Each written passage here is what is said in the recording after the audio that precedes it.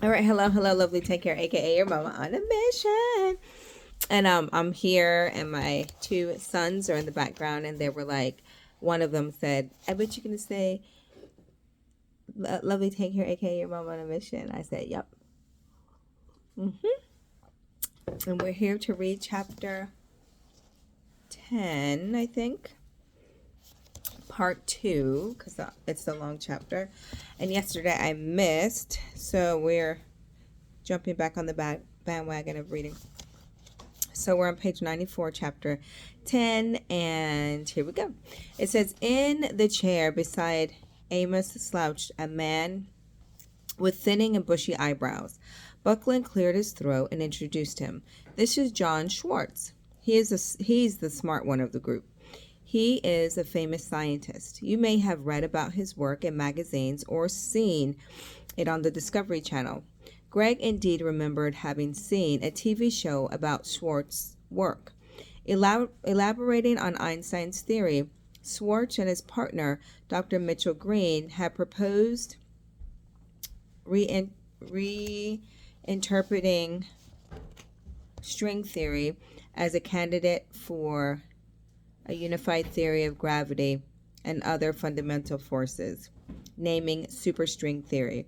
Scientists originally thought an atom was the smallest molecular structure until they split one and created a nuclear fission. Then they realized there were even smaller things called quarks.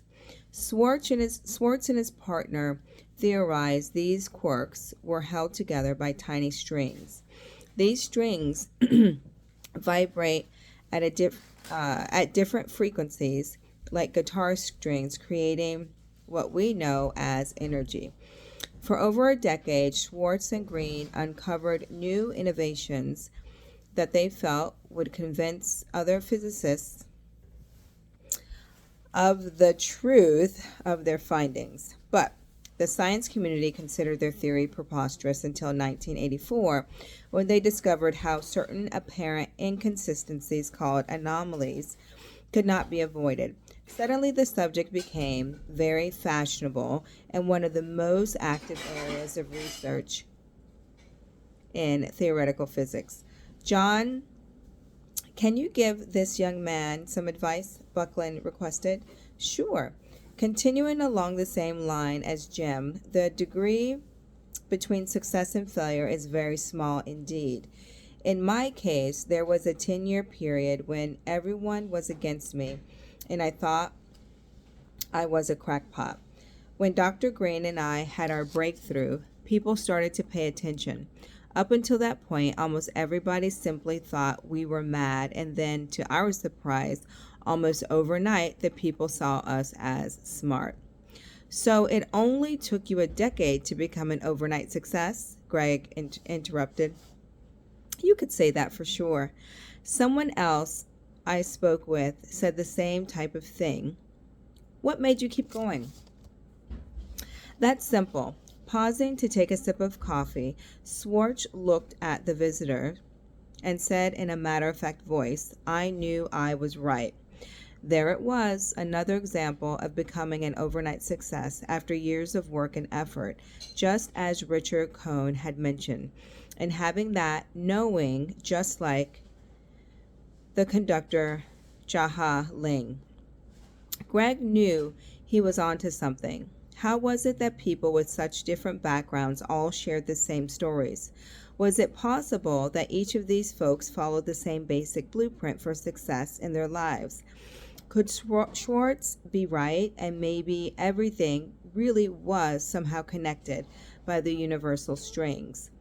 Buckland turned to the head of the table and mentioned to one of the closest friends, this is Dr. Tom Haggai.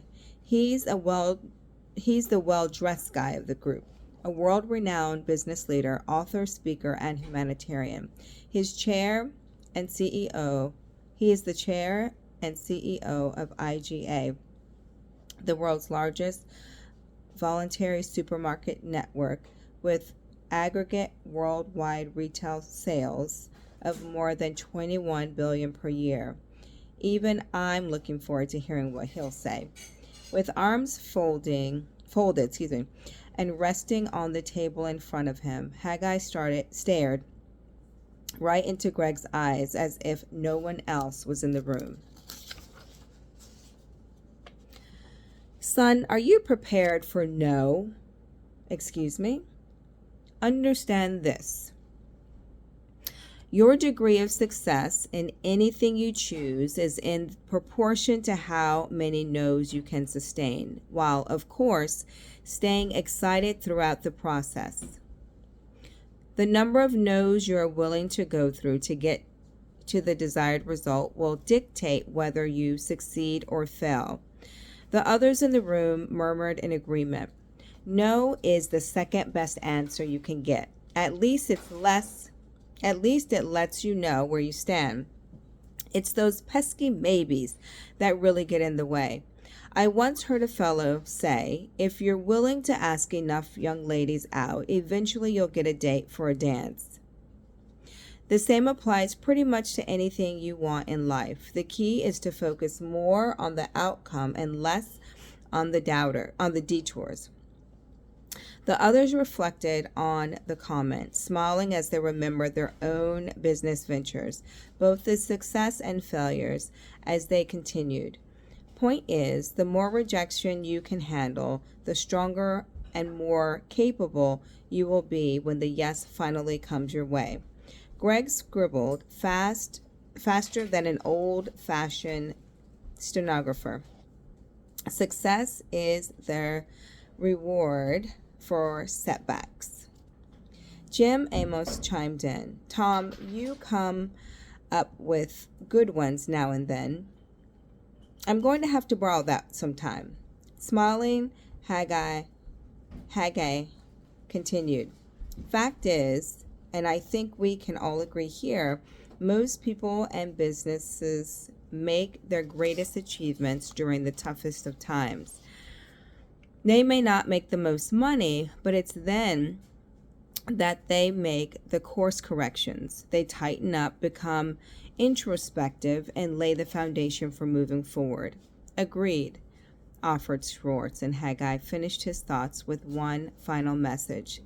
The trick is to stop running around with other people who are all considering giving up. If you feel like quitting, surround yourself with others who simply will not quit. Energy feeds off itself, so spend your time with the right people and have faith. Positioned next to Tom was a man whose demeanor made him seem larger than life. At 6 feet, he was a giant of a man who reminded Greg of the Western movie hero John Wayne. I got something to say. My name is Mike Helton. I'm president of a little company you might know called NASCAR. Greg joked back. Yeah, I think I've heard of it. Being a true race fan himself, Greg was familiar with Helton's story. As a child in Bristol, Virginia, Mike Helton loved to go to Bristol Motor Speedway with his dad and watch the races. He attended King College in Tennessee as an accountant major and worked for the local radio station while attending school. On this Saturday morning talk show that he hosted, Helton's favorite topic was racing. Fulfilling his dream of working at track, Helton later became the public relations director at Atlantic Motor Speedway and kept on advancing through the ranks, including stops at Daytona, Talladega. In 1999, he was named Senior Vice President and Chief Operating Officer for NASCAR. Then in 2000, Helton became the first person outside of the founding France family to serve as president of NASCAR. Helton said, I notice you have a notepad and keep writing in it. I have to tell you something. I do the same thing, but I also carry something very dear to me. He reached into his left breast pocket and pulled out an aged, tattered document that appeared to have been with him for years. I keep this with me wherever I go. It's a constant reminder of what I'm doing and why I'm doing it. It's a list of the principles I live by. He read aloud. This comes from a book called Cowboy Ethics: What Wall Street Can Learn from the Code of the West by James Owens. Live each day with courage. Take pride in your work. Always finish what you start. Do what has to be done. Be tough but fair. When you make a promise, keep it. Ride for the brand. Talk less, say more. Remember that some things aren't for sale. Know where to draw the line. Buckland said, "That's good stuff, Mike. You know, after all these years, I never knew you had that with you." "Hey, I'm a regular cowboy," Helton boomed, mimicking the John Wayne stance. Everyone around the table laughed again. Greg asked for a copy. Helton promised to email it to him when he got back to Daytona, and finished his message with, "In addition to understanding this, you do not need a wall full of plaques and degrees to become successful in this world. Yet one does need to watch and follow the action steps of what successful people do." "Okay, Greg, that's all we have time for now," Buckland said. As the eager student turned to leave, he thanked the gentlemen for their time and shared a discovery of his own. "Want to know something funny?" he said, holding up his notepad. "A few weeks back, I set down a goal in here that I would interview 7 influential people by month's end. Last week, I spoke with a sports icon, a real estate manager, and now I met the 4 of you. Now I have only 1 more to go. I had no idea how these interviews would come about, but as I have learned, we do not need to know the exact how, we just have to have a strong enough why." "Then I've got some great news," Buckland said, putting his arm around the shoulders of his guest. "Before you came here, we got together and set up a meeting for you with the most important person you may ever see in your life. It's already done, so there is your 7th. Buckland congratulated Greg and handed him a round-trip airline ticket to Fiji, of all places. "We want a full report when you get back." Wow, Greg thought. Who in the world could be that important and yet live all the way out in Fiji? He left the restaurant feeling 10 feet taller. He knew he had just had the experience of a lifetime. One that few people would ever know. All right, that concludes chapter 10. Chapter 11 has the quote, "Conceit is a fog that envelops a man's real character beyond his own recognition. It weakens his native ability and strengthens all his inconsistencies." Napoleon Hill. Chapter 11 is Fiji and Beyond.